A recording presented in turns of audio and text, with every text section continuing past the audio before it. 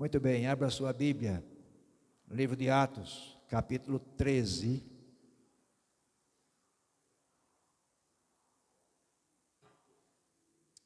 Atos, capítulo 13, nós vamos ler dos versos 1 ao 12 nessa noite. Atos 13, de 1 a 12.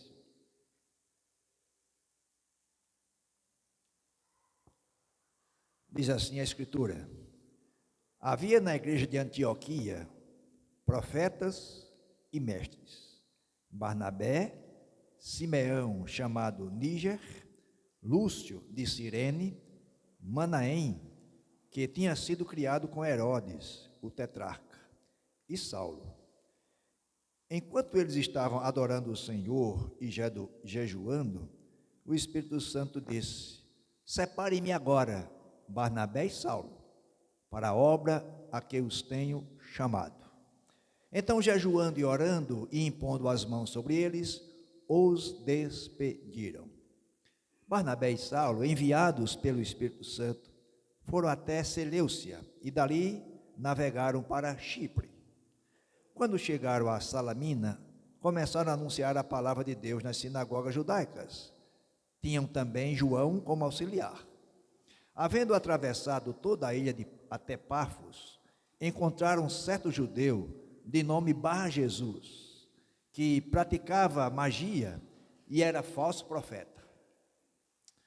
Ele estava com o procônsul Sérgio Paulo, que era homem inteligente. O procônsul, tendo chamado Barnabé e Saulo, desejava ouvir a palavra de Deus. Porém, o mago Elimas, e é assim que se traduz o nome dele, se opunha a eles, procurando afastar da fé o procônsul. Mas Saulo, também chamado Paulo, cheio do Espírito Santo, olhando firmemente para Elimas, disse: ó filho do diabo, cheio de todo engano e de toda maldade, inimigo de toda a justiça, por que você não deixa de perverter os retos caminhos do Senhor? Eis que agora a mão do Senhor está contra você, e você ficará cego, não vendo o sol por algum tempo. No mesmo instante, caiu sobre ele névoa e escuridão, e andando em círculos, procurava quem o guiasse pela mão. Então, o procônsul, vendo o que havia acontecido, creu, maravilhado com a doutrina do Senhor. Vamos orar. Ó Pai bendito, diante desse texto, tua palavra, o desafio de anunciá-la, é necessário que o teu Santo Espírito me guie. Abra a mente dos nossos irmãos e irmãs, para que entenda a tua palavra. E abra a minha boca para falar conforme o teu querer. Em nome de Jesus. Amém. A soberana vontade de Deus e a ação do Espírito Santo na vida da igreja. Esse é o nosso tema geral. E o nosso tema para hoje à noite, baseado nesse texto: resistência e sucesso em Chipre. Meus amados, esse capítulo 13, até o capítulo 14, verso 28, nós vamos encontrar Lucas narrando o que nós conhecemos como a primeira viagem missionária. E a gente vai olhar para esse texto todo os domingos seguintes. Hoje, esse recorte de 1 a 12, para vermos a resistência e o sucesso na ilha de Chipre. Esse capítulo 13, ele é compreendido pelos estudiosos como um divisor de águas na narrativa de Lucas. E Lucas está narrando o que aconteceu com a igreja primitiva. Então esse capítulo 13 divide o que Lucas vem dizendo. Lembre-se que no capítulo 12, ele já começava a mudar o foco do seu relato, passando de Pedro e da igreja em Jerusalém para Paulo e Barnabé, que levariam o evangelho a territórios gentílicos. E os capítulos 1 a 12, a gente consegue compreender que Lucas está narrando o nascimento e o crescimento da igreja de Jerusalém. Agora, do capítulo 13 até o capítulo 28, o que Lucas vai registrar é o avanço do evangelho por todo o Império Romano. E a gente precisa lembrar que nesses capítulos 13 a 28, a gente vai olhar eles pouco a pouco, nós vamos tomar conhecimento que o verdadeiro evangelho, o ministério do evangelho, é acompanhado de sofrimento, de provações, de oposição. E apesar dessas forças que procuram impedir Paulo e suas viagens missionárias, nós veremos nesse capítulo 13 até o 28, como Deus repetidamente comprova sua fidelidade. E o destaque que a gente vai ver é que a vontade de Deus não pode ser vencida. Nada, absolutamente nada, pode opor-se aos propósitos de Deus. E é isso que Lucas vai nos mostrando, passo a passo, nesses capítulos 13 a 28. E nós vamos encontrar nesses capítulos também uma fartura de alimento espiritual para edificação teológica, bíblico-teológica, para a igreja contemporânea, para a nossa igreja. E é por isso que, desde o ano passado, que nós sentimos no coração de expor esse livro de Atos. Ele é riquíssimo de alimento espiritual para edificar a igreja, para despertar a igreja, e a nossa igreja faz parte desse propósito também. E aí, quero chamar a sua atenção, assim como nos dias de Paulo, nós vamos ver desse capítulo 13 até o 28, a perseguição foi hostil. Em nossos dias, a igreja enfrenta oposição feroz, cada dia mais abrangente. E nesse nosso tempo, a oposição é pelas forças seculares da modernidade. E nós vamos ver isso à medida que formos olhando para esses textos todos, capítulo 13 a o 28. Voltemos nossos olhos para esse capítulo 13, de 1 a 12, nessa noite. Observe que logo no versículo 1, a gente encontra Lucas dizendo que na igreja de Antioquia havia profetas e mestres. Isso demonstra para nós os dons nessas áreas e dá um destaque aos que os possuíam. Quem eram esses? Lucas logo diz quem é. E observe a diversidade na igreja de Antioquia. Cada vez a diversidade é mais emblemática para constatar o movimento cristão. Observe que ele cita aí 5 nomes. Primeiro, Barnabé. Quem era esse? Um levita, natural de Chipre. O último da lista é Saulo, fariseu, instruído aos pés de Gamaliel. Já notaram a diversidade? Um é judeu de nascimento de Chipre, como Barnabé, um levita, portanto, da tribo de Levi, descendência da tribo de Levi, e Saulo é um fariseu, foi criado aos pés de um rabino, chamado Gamaliel, para ser um dos maiores dos fariseus. Agora estão juntos. Agora observe os outros. Simão, chamado Níger, aqui, na verdade, é Simão o Negro. Esse Níger quer dizer isso, é Simão o Negro, ele era da África, não é? E alguns sugerem que esse Simão o Negro pode ser aquele Simeão que carregou a cruz de Jesus. E lá, Lucas 23, 26, diz que ele carregou a cruz de Cristo, um homem, Simeão, de Cirene. Cirene é norte da África, portanto faz sentido dizer Simeão, chamado Níger, ou Simeão o Negro. E depois tem mais, tem Manaém. Quem é esse?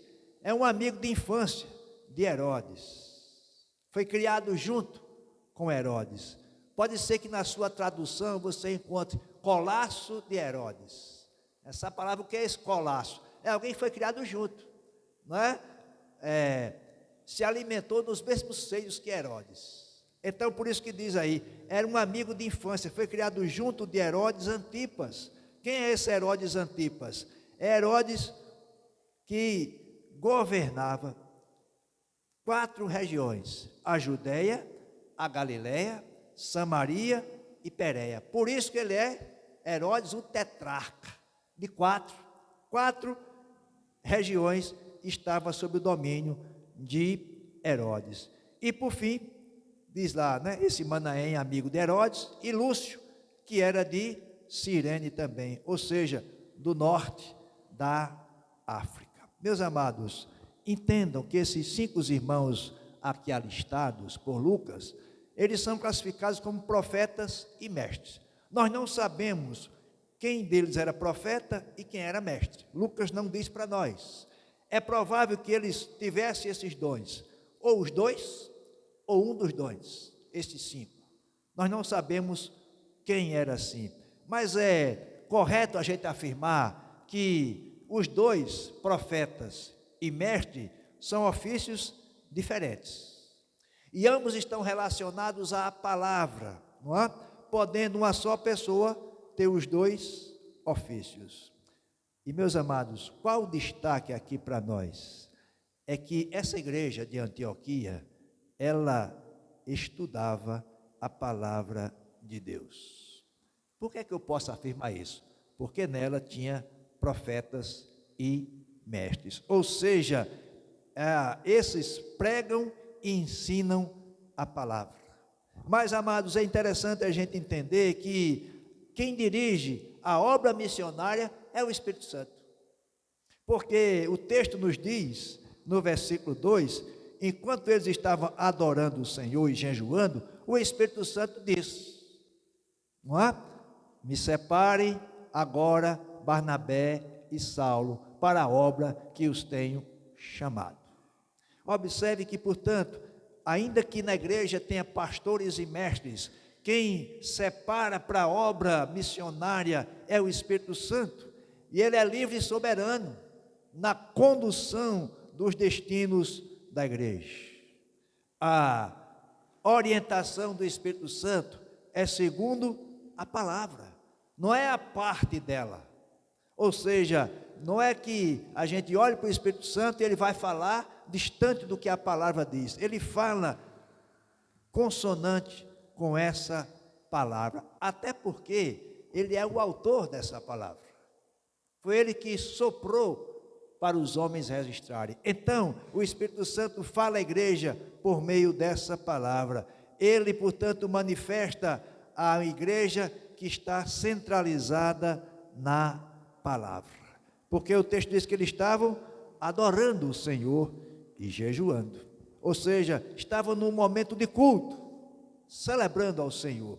E agora, meus amados, vejam os versículos 2 e 3, que diz lá, estavam adorando ao Senhor, o Espírito Santo diz, separem-me agora Barnabé e Saulo para a obra que os tenho chamado. Aí vejam, qual foi a atitude da igreja? Então, jejuando e orando, e impondo as mãos sobre eles, os despediram. Eu olho para esse texto e fico imaginando esses irmãos, Saulo e Barnabé, líderes da igreja, pastores e mestres, ensinavam a igreja, pregavam na igreja, e agora vem o Espírito Santo, olha, esses 2 eu vou precisar, eu vou usá-los numa obra maior, mas e como a gente vai ficar aqui sem eles? Talvez fosse a pergunta de alguns. O texto não me responde essa pergunta diretamente, mas o texto me diz que quando o Espírito Santo separa alguém, é porque ele tem algo melhor. E aqui, claramente, está, portanto, fazendo-se cumprir o que foi esboçado lá em Atos 1:8. Alguém lembra? Vocês receberão poder e serão minhas testemunhas em Jerusalém, na Judéia, Samaria e até os confins da terra. Está se completando essa promessa de Jesus. E claramente aqui, pelo menos em Antioquia, não é resultado da perseguição, mas é resultado da instrução e da incumbência específica do Espírito Santo. Ou seja, ele não age fora da igreja, ele age em sintonia com a igreja. A igreja jejua e ora, é isso que está dito aqui para nós. Ou seja, é a igreja que impõe as mãos e despede Saulo e Barnabé, mas é o Espírito Santo que os envia para a obra específica. Meus amados, o Espírito Santo, portanto, os leva para exercer o ministério que eles foram convocados, e o próprio Espírito Santo é que enviou eles para o campo de trabalho. Veja o versículo 3, 4. Barnabé e Saulo, enviados por quem? Pelo Espírito Santo. Claramente aqui para a gente entender que Deus é quem move tudo. É a força motriz do empreendimento da igreja, que é a obra missionária, é Deus. E o Espírito Santo é o agente que envia. A igreja, portanto, se torna receptiva à liderança do Espírito Santo por meio da oração. É isso que essa igreja estava fazendo. Claramente, o texto diz isso. Meus amados, eu estou convencido, à luz do texto e à luz da Escritura como um todo. Observem, gravem isso. Nós, como igreja, não podemos fazer a obra de Deus sem a direção do Espírito Santo. Amém? Não podemos. Não podemos fazer a obra que Deus tem para a igreja sem a direção do Espírito Santo. Ele nos guia a toda a verdade. Nós precisamos do Espírito Santo, nós dependemos do Espírito Santo. A igreja não pode conseguir uma única conversão sem a obra do Espírito Santo. Precisamos de pastores e mestres, e temos. Precisamos de voluntários, e temos. Precisamos de oração, e fazemos. Mas nós precisamos da ação do Espírito Santo. Sem essa ação, não teremos uma só alma entregue ou rendida aos pés do Senhor. Diz o texto que eles impuseram as mãos sobre eles, sobre os dois escolhidos, mas não foi para conferir poder, nem para os ordenar para o ofício de missionários, porque foi o Espírito Santo que fez isso, mas foi para otorgar bênção na vida deles. É isso que a igreja fez. E vejam, depois que o Espírito Santo enviou Barnabé e Saulo, eles foram até Seleucia, e dali navegaram para Chipre. Aí diz o versículo 5, quando chegaram a Salamina, começaram a anunciar a palavra de Deus nas sinagogas judaicas. Tinha também João como auxiliar. Observe que a viagem de travessia, pelo mar, levava menos de um dia. Era possível até de Seleucia enxergar Chipre. Eles estão nessa viagem, portanto, de um dia. E lembrar que Chipre é a terra natal de Barnabé. Volte comigo, Atos 4, verso 36. Então José, a quem os apóstolos chamavam de Barnabé, que quer dizer filho da consolação, um levita natural de Chipre. Então, está confirmado aí que Barnabé é natural de Chipre e, portanto, conhecia intimamente não somente a região, não somente os habitantes, mas também as sinagogas e a cultura judaica presente naquela ilha de Chipre. Ele conhecia, ou seja, Chipre era uma grande ilha, media aproximadamente 223 quilômetros de extensão por 96 quilômetros de largura, e tinha uma importância econômica para o Império Romano, por conta das suas minas de cobre. Então, era uma ilha que pertencia ao Império Romano. Salamina, que aparece aí, era a cidade portuária da costa leste de Chipre, e ela ficava situada próxima da cidade hoje, na ilha de Chipre, chamada de Famagusta. Era um centro comercial, onde mercadores das regiões da Cilícia, da Síria, da Fenícia, do Egito, vinham negociar. Então, Salamina tinha a sua importância enquanto porto para a vida na ilha de Chipre. E no meio desse povo todo, Barnabé e Saulo encontraram gentios que se interessavam pelo monoteísmo e pela ética e cultura judaica. Aí vejam que nas sinagogas havia judeus e gentios prosélitos. O que é isso, gentios prosélitos? Eram os judeus, ou não judeus, convertidos ao judaísmo. Lá na antiguidade, adotando a fé judaica, as leis e a prática de Israel. E era nas sinagogas que judeus e gentios prosélitos se reuniam para estudar a lei. Então, Barnabé e Paulo foram para esse local. E isso se torna depois uma prática na vida de Paulo. Na cidade que ele chega, procura a sinagoga, porque é lá que estão reunidos para estudar a lei, e é a partir desse estudo da lei que Paulo anuncia o Evangelho de Jesus. Então é isso que está acontecendo aqui, que Lucas está narrando para nós. Ou seja, meus amados, a gente entende que Barnabé e Paulo foram consistentes com esse método de falar nas sinagogas. E Paulo seguiu o princípio, primeiro judeu, mas também ele tinha o sentido prático para estabelecer um ponto de contato entre aqueles que estão lá para ouvirem o Evangelho de Jesus. Meus amados, nós precisamos desses pontos de contato para usá-los bem, precisamos compreender a Bíblia e compreender o povo onde nós estamos.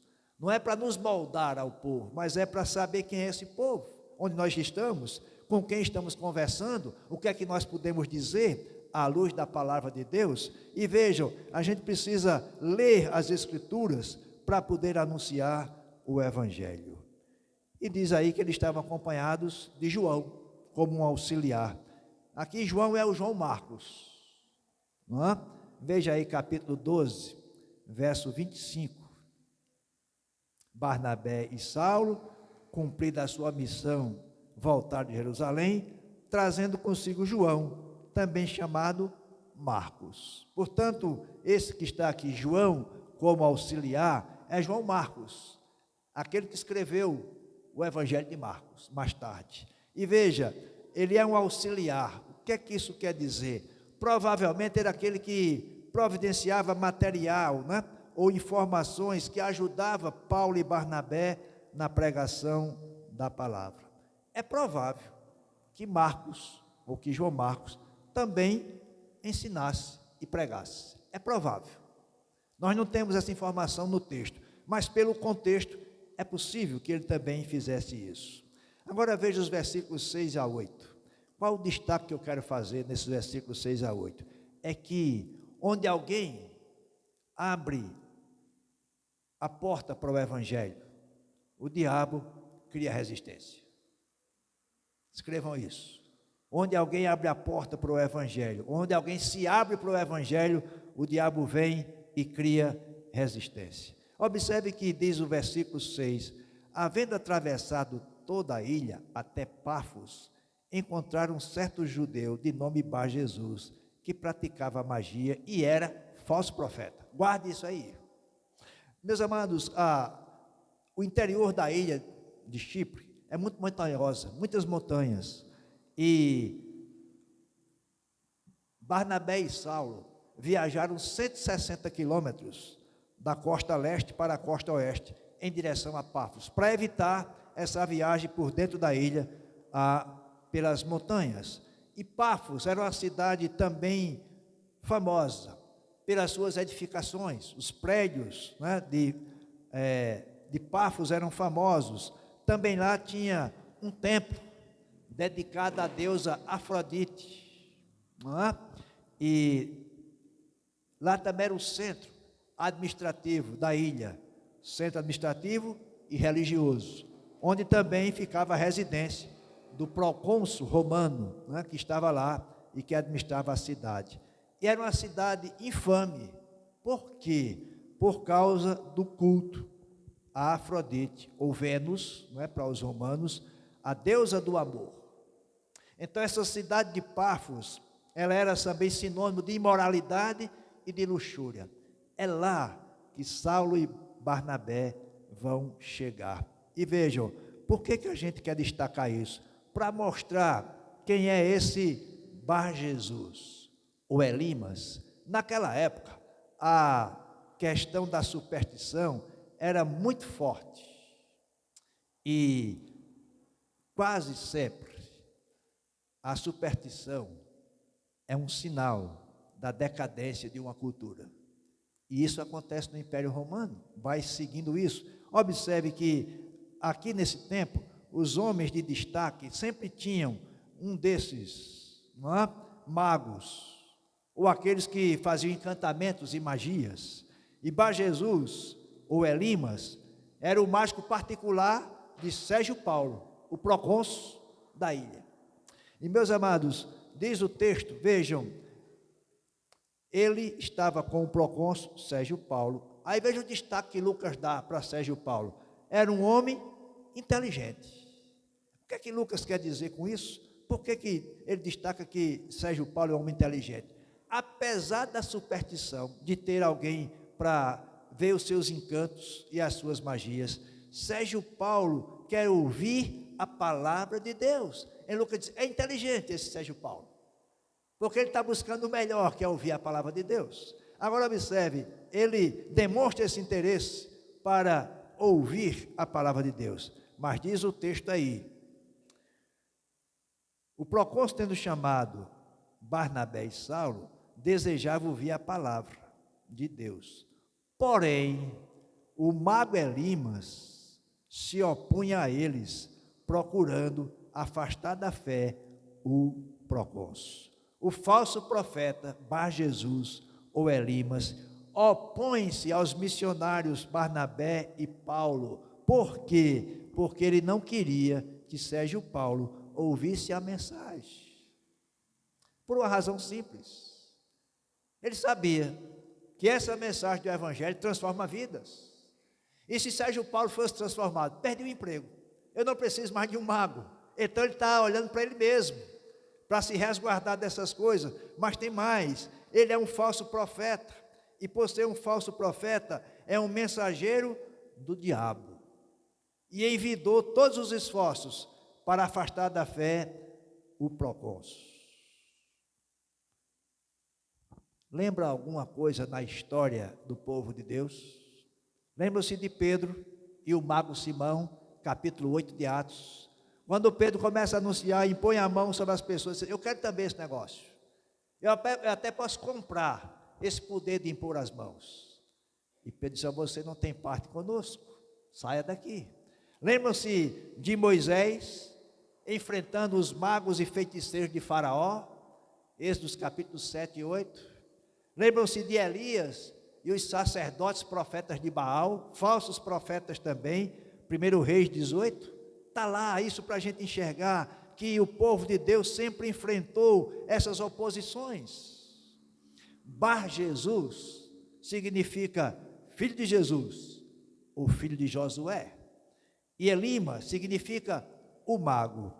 Ou seja, meus amados, Lucas quer destacar isso para nós, porque o filho de Jesus, entre aspas, esse Bar Jesus, além de não ser seguidor de Jesus, ele se opõe a Jesus. Na verdade, ele é um filho do diabo. Veja o versículo 10, o que é que Paulo diz? Ó, filho do diabo. Parece forte, e nós vamos ver daqui a pouco porque é que Paulo trata assim, e porque é que Paulo está dizendo isso, e porque é que Lucas destaca esse nome, Bar Jesus, filho de Jesus, mas na verdade está tentando impedir a obra missionária, é porque ele é filho do diabo, o principal caluniador. Volte comigo às páginas da sua Bíblia, João, capítulo 8, verso 44. João 8, 44. E veja o que diz. Vocês são do diabo, está falando com os fariseus, né? Que é o pai de vocês, e querem satisfazer os desejos dele. Ele foi assassino desde o princípio, e jamais se firmou na verdade, porque nele não há verdade. Quando ele profere mentira, fala do que lhe é próprio, porque é mentiroso e pai da mentira. Então, esse Bar Jesus, filho do diabo, ele está mentindo e tentando tirar Sérgio Paulo de ouvir a mensagem de Jesus. Veja o versículo 9. Mas Saulo, também chamado Paulo, cheio do Espírito Santo, olhando firmemente para Elimas, diz: observe, meus amados, mais um destaque, e você vai lembrar. Saulo, chamado Paulo, como é que ele está? Cheio do Espírito Santo.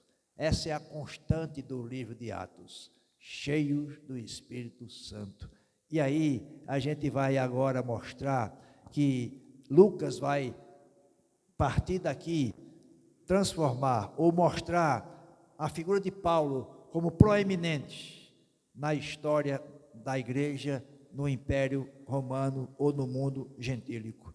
E marca a mudança do nome judaico Saulo para o nome grego Paulo.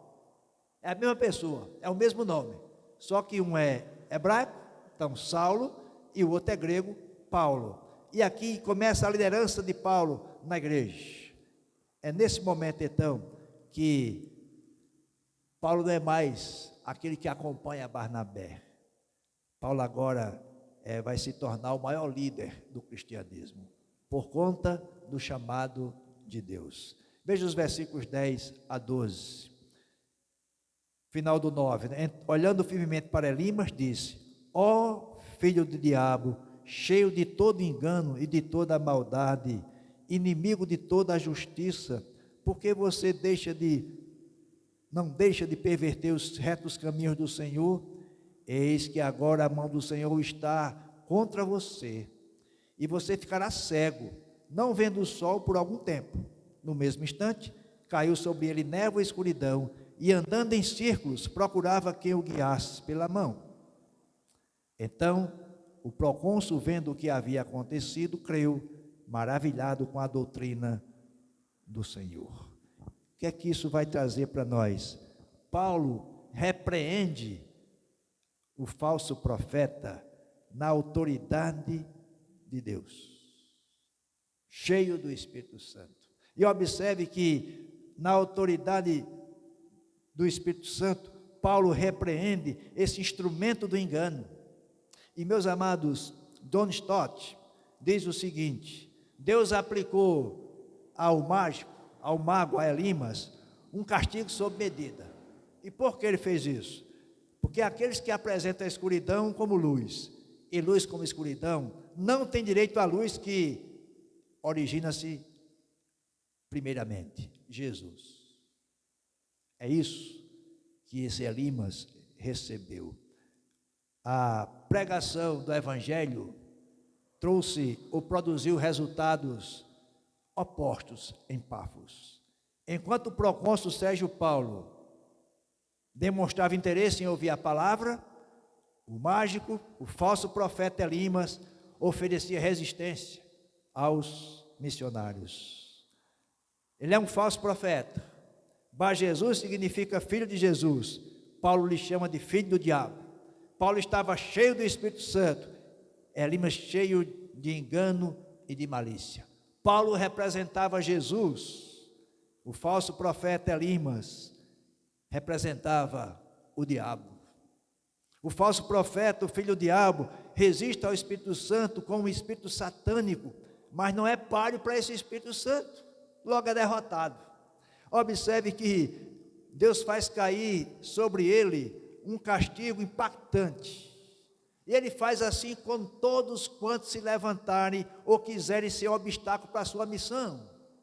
Todos quantos, não interessa se é mágico ou mago ou encantador, não interessa se é presidente ou imperador de uma nação, não interessa se é presidente de um Supremo Tribunal Federal, não importa. Todos aqueles que com o espírito satânico se levantar contra a obra de Deus serão derrotados. E note que Deus ainda foi misericordioso, porque Paulo diz: você ficará cego, não vendo o sol, por algum tempo. Misericórdia de Deus ainda. É um tempo que você vai ficar assim, para que você possa então reconhecer se você não vale nada diante de Deus. Meus amados, qual foi o resultado disso? O resultado foi que o procônsul creu, maravilhado com a doutrina do Senhor. Observaram? Não foi simplesmente com o que aconteceu com o mago, mas foi com a doutrina, ou seja, com o ensino dos apóstolos. Mais uma vez, a gente pode constatar que não é simplesmente o sinal ou os sinais. Eles existem e faz sentido, mas não são eles que levam as pessoas a se curvarem diante do Senhor. É a doutrina, é o ensino, é a pregação. Quando ela é anunciada com fidelidade, os sinais são vistos e as pessoas se curvam diante do Senhor. Esse texto traz de lições que podemos aplicar às nossas vidas. Quero destacar 5 nessa noite. Primeiro, uma igreja que ora se torna uma igreja que dá testemunho sob a direção do Espírito Santo. A oração, meus amados, sempre é necessária para receber a direção do Espírito Santo. Portanto, a lição para nós é aplicarmos na vida uma vida de oração, porque a igreja que ora, ela vai dar testemunho do Evangelho de Jesus, sempre sob a direção do Espírito Santo. Segunda aplicação ou lição para nós: o Evangelho continua a sofrer resistência, continua a receber rejeição, a sofrer perseguição. E de onde vem isso? Dos filhos do diabo dos nossos dias. E meus amados, não nos enganemos, Satanás usa pessoas para se opor ao reino de Deus. Um falso profeta faz muito mais estrago na igreja do que um endemoniado, desses que caem, espumam, desses que querem falar na igreja, né? E os pastores perguntam qual o seu nome, e ele vai falando. Isso não faz tanto mal à igreja, mas um falso profeta faz muito mal à igreja. Por quê? Porque ele faz o ensino falso, que engana as pessoas. Então, nós precisamos saber que o Evangelho vai continuar sofrendo resistência, rejeição e perseguição por parte dos filhos do diabo. Terceira aplicação e lição para nós: um verdadeiro caso de batalha espiritual é esse aqui de Paulo. Não é isso que se prega hoje, né? A batalha espiritual nesses mundos tenebrosos que a gente não enxerga. Paulo aqui, cheio do Espírito Santo, enfrenta um falso profeta, cheio de outro espírito que não é o santo. Isso é uma batalha espiritual. E observe, meus amados, que a atitude de Paulo, observe o que é que Paulo diz. Paulo, olhando Elimas, disse: filho do diabo, cheio de todo engano, de toda maldade, inimigo de toda a justiça, porque você não deixa de perverter os caminhos retos do Senhor. Eis que agora a mão do Senhor está contra você, e você ficará cego, não vendo o sol por algum tempo. Observe, Paulo não disse: Elimas, você está amarrado. Ou Paulo não disse: Elimas, eu te repreendo. Ou Paulo não disse: Elimas, eu decreto. Ou qual é o seu nome? Não, Paulo encerrou a conversa: filho do diabo, você vai ficar cego. A autoridade no poder do Espírito Santo. E meus amados, como nós precisamos de autoridade do Espírito Santo para rechaçar os filhos do diabo, os falsos profetas. Quarta lição e aplicação para nós: lembre-se disso. Quando você estiver pregando o Evangelho, seja para uma pessoa, seja para muitas, você vai encontrar obstáculos internos e externos. Pode ter certeza disso. Vai encontrar obstáculos visíveis ou invisíveis, mas há como que uma promessa para nós. Salmo 126 diz: quem sai andando e chorando, enquanto semeia, voltará com júbilo, trazendo os seus feixes. Essa é a lição para nós, semear essa palavra de Deus. E mesmo que a gente faça isso andando e chorando, sendo perseguido, sendo rejeitado, enfrentando obstáculos, enfrentando os filhos do diabo, saibamos que voltaremos com júbilo e o Senhor fará os seus feixes. Quinta e última aplicação e lição para nós: nós devemos enfrentar o falso profeta. Sim, devemos. E devemos confrontá-lo com a verdade da palavra de Deus. Se eu puder repreendê-lo, eu vou fazer, em nome de Jesus. Se você puder repreender o falso profeta, faça isso, em nome de Jesus. E nós devemos orar mais, para que Deus faça pesar a sua mão sobre os falsos profetas, que tanto mal têm feito à igreja brasileira. Às vezes ficamos receosos, não é? E às vezes podemos até achar que Lucas registrou essa palavra com muita força, mas é isso que é o falso profeta, é filho do diabo, ele veio para enganar mesmo, e nós precisamos, como filhos de Jesus, filhos da luz, repelir, reprovar e enfrentar os falsos profetas com o poder do Evangelho de Jesus. Em nome dele é que nós falamos isso. Amém? Baixe sua cabeça, quero orar com você nesse instante. Ó Pai bendito, te damos graça pela tua palavra, que nos desafia, Senhor, a orarmos individualmente, coletivamente, como igreja, Senhor, a nos estarmos debaixo da tua protetora mão, ouvirmos a voz do Espírito Santo, separar aqueles que tu tens separado, Senhor, para a tua obra, e saber que és tu, através do teu Santo Espírito, que os envia. Ó Pai bendito, nos prepara para enfrentar as adversidades, as perseguições, as oposições, que os falsos profetas, filhos do diabo, levantam-se contra nós e levantam-se contra o Evangelho de Cristo em todo o mundo. Fortalece nossas vidas, Senhor, nos dá cada dia mais alegria, mais ânimo, mais coragem, para sermos testemunhas vivas do Evangelho de Jesus.